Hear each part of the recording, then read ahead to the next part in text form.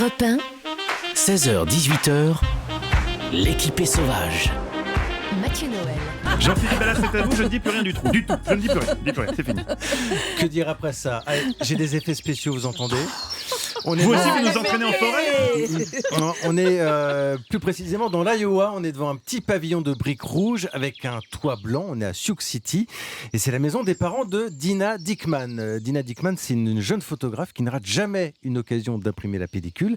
Et ce qu'elle aime surtout, c'est prendre sa famille sur le vif dans des gestes quotidiens, anodins, dans la cuisine, dans le salon. Et puis tenez, par exemple, ce petit moment particulier qu'on a tous vécu.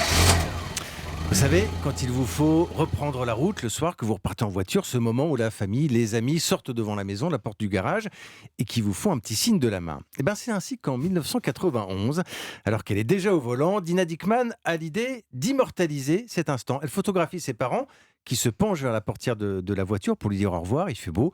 Sa mère, on voit, elle a un petit Bermuda, son père est en chemisette, et c'est ainsi que, pendant plus de 30 ans, à chaque fois qu'elle va repartir de ses parents, Dina Dickman va les photographier. Alors parfois on voit un bout de tableau de bord, on voit le rétroviseur, mais les parents ils sont toujours là. Alors parfois c'est l'hiver, on voit qu'ils portent un bonnet, parfois c'est la nuit, parfois la porte du garage familial est ouverte et là on voit la vieille Buick bleue du père de Dina Dickman.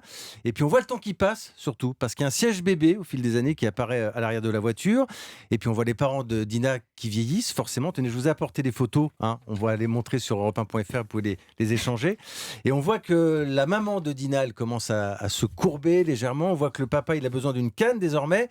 Mais il sourit toujours avec sa casquette de baseball. J'ai pris à l'envers, moi, parce que si elle devient plus vieille que ça, c'est pas possible. Attendez, je reprends dans l'ordre. Oh, Mathieu. Vous êtes méchant, parce qu'un jour, en 2010, il n'y a plus que la mère de Dina sur la photo. Là, on comprend que monsieur est parti. Alors, il est parti paisiblement dans son sommeil. La maman de Dina, elle continue à poser. Alors, elle sourit quand même un peu moins. Elle le rejoindra quelques années plus tard. La dernière photo de cette série, c'est le pavillon de briques rouges avec la porte blanche du garage définitivement fermée. Vous êtes trop triste. Il n'y a plus personne pour agiter la main et dire au revoir. Alors, mais Jean-Philippe, photo... on a envie de pleurer. Mais vous allez voir, ce qui est intéressant, c'est que cette photo, elle a été publiée par le New Yorker, elle est mise en ligne, elle est ultra partagée depuis quelques jours sur les réseaux sociaux. Pourquoi ? Parce qu'elle parle à tout le monde. Et je me suis aperçu que finalement, on n'a plus d'album de famille chez nous. On n'a plus rien. On a uniquement, moi, j'ai ma plus jeune fille, elle a découvert pour la première fois de sa vie un album de famille en vrai, chez ses grands-parents, il y a quelques jours.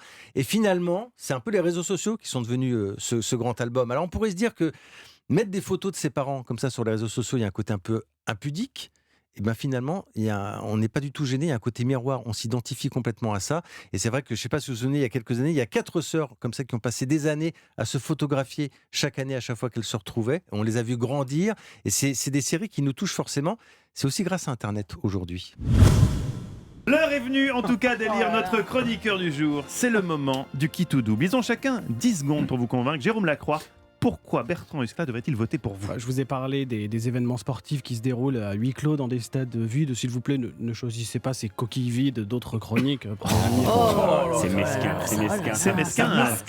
Mais il y a du jeu de mots. Ouais. Jean-Philippe Ballas, pourquoi voter pour vous ? Parce que mon vrai métier, c'est d'être sur la matinale d'Europe 1, parce que je suis bien gentil de rester tard l'après-midi pour vous, Mathieu Noël, malgré mon grand âge, que vous ne manquez pas de rappeler régulièrement. Je le souligne souvent, c'est vrai. Et puis parce que je vous ai peut-être donné envie de prendre des photos de votre famille, tout simplement. Oh, et ça, c'est pas mignon. Ouais. Merci Jean-Philippe Ballas. Anne Le Gall, pourquoi voter pour vous ce soir ? Parce que face au coronavirus, face au stade vide, face au placard vide où il ne reste que le maïs, il y a le yucca, il y a les arbres qui nous donneront du bonheur et qui vont nous déstresser. On rappelle votre sujet, c'est-à-dire qu'il faut les shooter en forêt. Enfin, voilà. pas se shooter en forêt, il faut aller se shooter de forêt en se baladant dans la forêt. Et ça rend Attention, plus performant. N'interprétez pas mal mes propos. Fred Goetti, pourquoi voter pour vous ?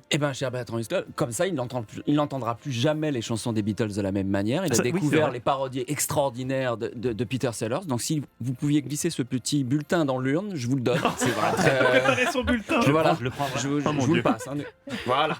Merci beaucoup. Un bulletin de vote pour vous ? Carrément, ouais. Mais carrément, il y a de la production, quoi. Waouh. Ah ouais. Eva, dévoilons d'abord le choix de nos auditeurs. C'est Jean-Philippe Ballas qui a son fan club qui gagne 2 points. Que dire ? C'est Jean-Philippe Ballas qui a son fan club ou qui a fait un bon sujet. Vous le dévalorisez, Eva, quelque Non, part. je le dévalorise pas. Il a un fan club sur Twitter. Qu'est-ce que vous voulez ? Vous n'êtes pas sur Twitter, vous pouvez pas comprendre. Je ne peux pas comprendre. Et moi, je donne mes points, enfin mon point, parce que je n'en ai qu'un aujourd'hui. C'est vraiment très serré, mais c'est Fred Goetti qui va l'emporter, parce que je ne connaissais pas Peter Sellers, chanteur. ces parodies musicales m'ont plu. Je vais les télécharger. On les trouve, est-ce que pour nos auditeurs, on les trouve sur Deezer, sur Spotify ou il faut vous appeler directement? Je vous les copierai personnellement. Voilà. Ah oui. Oh là là. Ça fait plaisir. Et moi, je vous donnerai le numéro de téléphone de Mathieu Noël, le portable. Comme Oui. ça, vous les C'est redonnerez ça, mais ensuite. vous n'avez pas le bon, je vous ai jamais donné le vrai. D'accord. Vous le savez ici, c'est à l'invité que revient la lourde responsabilité de trancher. Bertrand Huskla, qui selon vous mérite d'être sacré chroniqueur du jour? Eh bien écoutez, moi ça m'a rappelé des souvenirs. Je me souviens que quand mon grand frère a quitté ma maison, ma mère a énormément pleuré et c'est marqué en moi. Après quand c'est moi qui a quitté la maison, c'est elle qui a appelé le Uber Van. Et rien que pour ça, je vais nommer Jean-Philippe Ballas. Et c'est donc Jean-Philippe Ballas qui remporte la 132e journée de l'équipée sauvage.